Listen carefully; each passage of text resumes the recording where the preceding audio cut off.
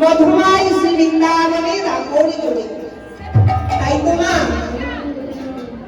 তবে আমরা তো পরিহত নিয়ে দাপরে ছিলাম কি ছিলাম না?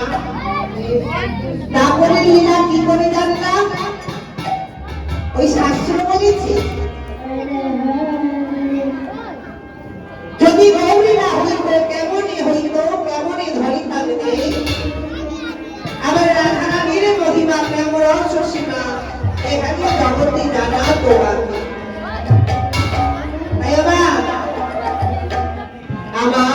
আমার প্রেমের ঠাকুর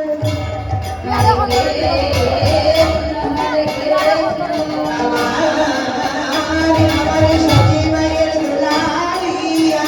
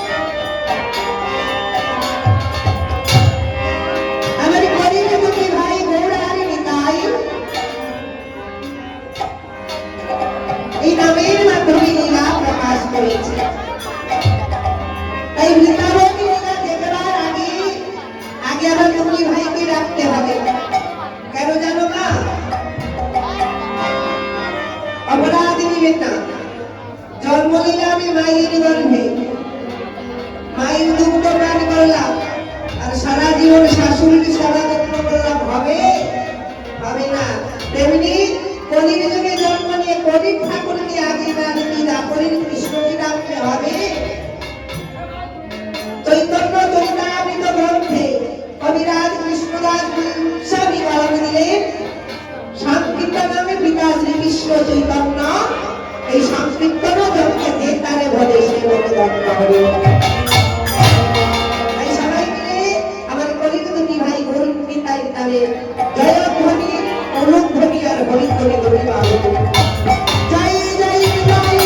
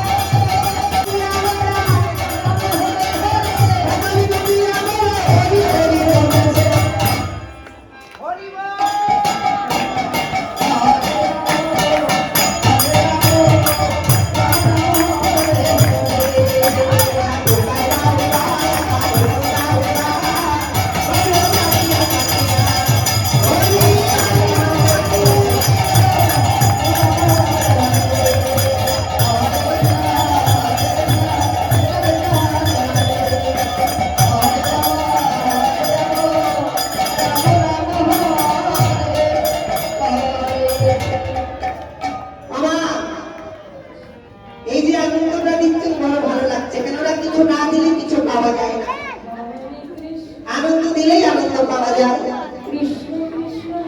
তবে আসুন এই কলিযুগী ভাই আমার দাদা গৌর আর দাদা নিতাইকে সঙ্গে নিয়ে আমাদের যেতে হবে ওই দাপর যুগের মধুময় সে বৃন্দাবনে। কেননা বৃন্দাবনে না গেলে আমাদের লীলা দর্শনে আস্বাদন হবে না। তাই মা কয়টা বাজে গো? পৌনে 10টা। এত রাতে বৃন্দাবন যাওয়ার গাড়ি পাবে? শিলচর যাওয়ারও গাড়ি পাবে? বৃন্দাবনে কি করে যাবে গো? কি করে আপনাদেরকে নিয়ে যাবো? মা আমি যেখানে যাই সেই পবিত্র স্থানে হলো মধুময় শ্রী বৃন্দাবন। আমি যেখানে যাই সেই জায়গায় বৃন্দাবনে পরিণত হয়। তাই না? তাই মানবে বলতে হবে আমার। একবারে চলো যাই মধুরে বৃন্দাবন। তাই সবাই নিজ নিজেই মনটাকে বলবেন, কি বলবেন? একবার চলবে আমারি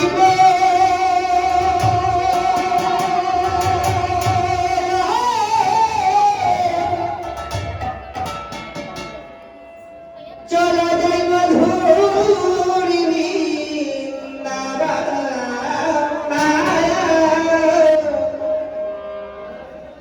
ও শ্রী যমুনার ধারে ধারে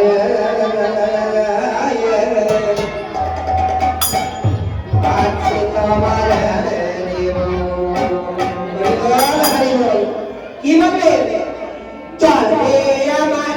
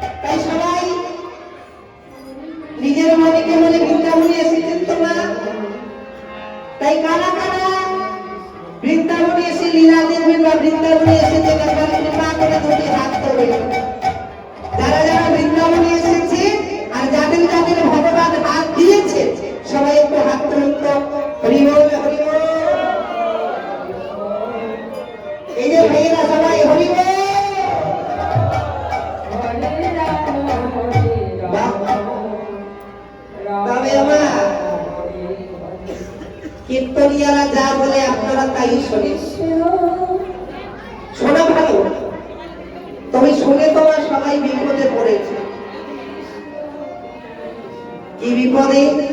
ওই যে সবাই যে হাত তুলে মানে বৃন্দাবনে এসেছি, ভগবানের সামনে হাত তুলেছেন মানে সত্যি বৃন্দাবনে এসেছেন। কিন্তু বৃন্দাবনে আসলে পরে যে অনেক কাজ করতে হয়, কর্ম করতে হবে, সবাইকে কিন্তু কর্ম করতে হবে। কর্ম না করলে এই বৃন্দাবনে শুধু আইলা আর গেলা, কোনো ফল নেওয়া হলো না। হরিব।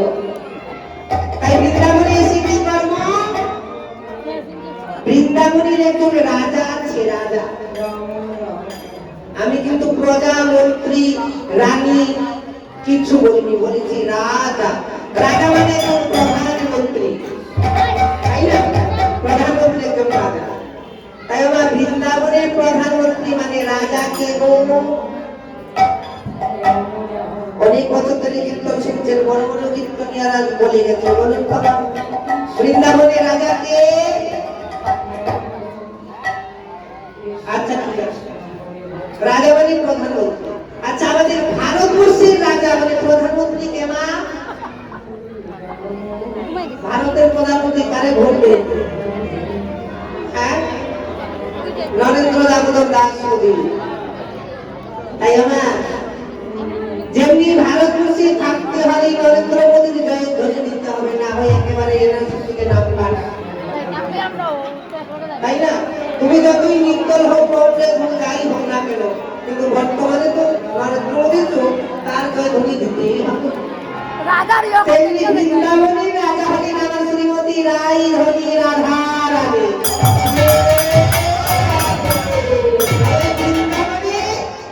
সবাইকে ওই রাজার জয়ধ্বনি দিতে হবে, না হয় এই লীলা দেখতে এসে বৃন্দাবনে আইলা তো আইলা, আর নাইলে শুধু আইলা আর গেলা, লীলা দেখা হবে। আইলা তো আইলা, কিছু লীলা তো লীলা, নাই শুধু আইলা আর গেলা। তাই সবাই মিলে রাধারানী জয়ধ্বনি, জয় জয় রাই ধনী।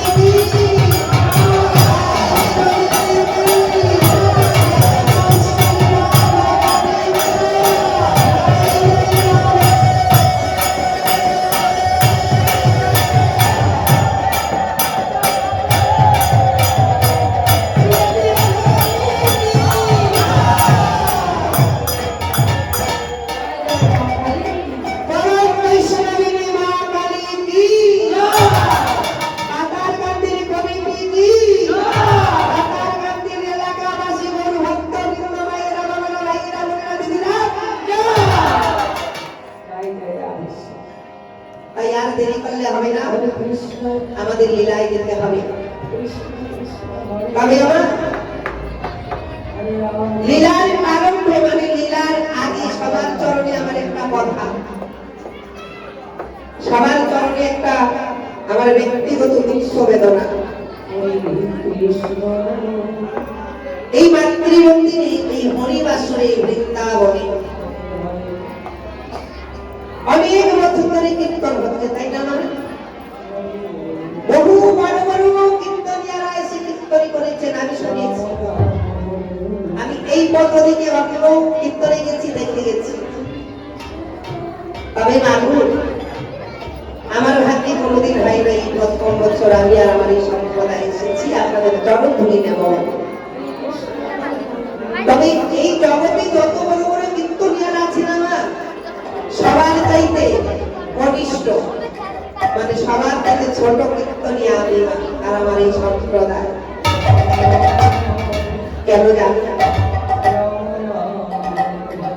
আমার ভজনে নাই, সাধনে নাই, আমার লেখা পড়া জানা নাই, আমি দেখিতে সুন্দর, আমার কণ্ঠস্বরে ভালো হয় না।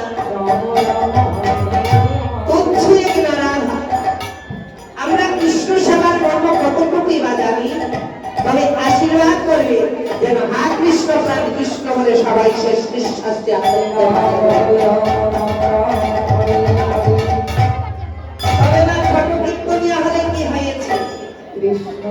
আমার ভগবান বলেছে, আমার থেকে আমরা নামে বড়, নাম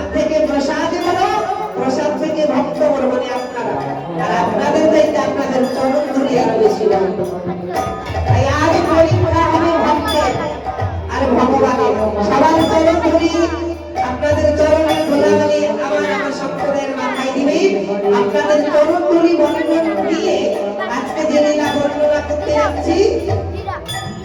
আমার কোনো কোনো কীর্তনিয়া বলে নৌকা বিলাস, কোনো কোনো কীর্তনিয়া বলে নৌকা বিহার, বলে না? তাই আমি ছোট কীর্তনিয়া হয়ে একটা নাম বললাম। আজকে লীলা বলে ওই নৌকা বিলাস আর নৌকা বিহার, ওই আরেকটা নাম যমুনার বক্ষে, মা যমুনার বুকে বক্ষে আমার আমার রাধা গোবিন্দের মধুর মিলন। হরি হরি বল।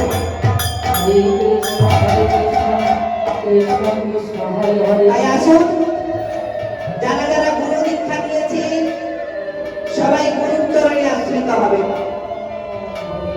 শাস্ত্র বলেছে আশ্রয় লইয়া কৃষ্ণ ভজে তারে কৃষ্ণ নাহিতে যে, বাকি সবে বলে অকারণ। আর যে জন গুরু হইয়া গোবিন্দ ভজে সেই দিন নরকে মরে। তাই যারা যারা গুরু দীক্ষা নিয়েছেন সবাই গুরুর চরণে আশ্রিত হবেন। আর যারা গুরু দীক্ষা নেন নাই তারা নিজ নিজ পিতা মাতার স্মরণ করবেন, চরণা স্মরণ করবেন, কেননা পিতা মাতাই সর্বপ্রথম গুরু। আমি ছোট কীর্তনিয়া বলছি না, শাস্ত্র বলেছে তুমি যতই যাও না মায়া কাছে, যতই করো গঙ্গা স্নান, ঘরের ঠাকুর মা বাবাকে নাম আসতে ভালো হয় না খুশি। এই সবাই মিলে গুরু চরণে আশ্রিত হয়ে আমাদের লীলা আরম্ভ করো। সবাই মিলে বাক্য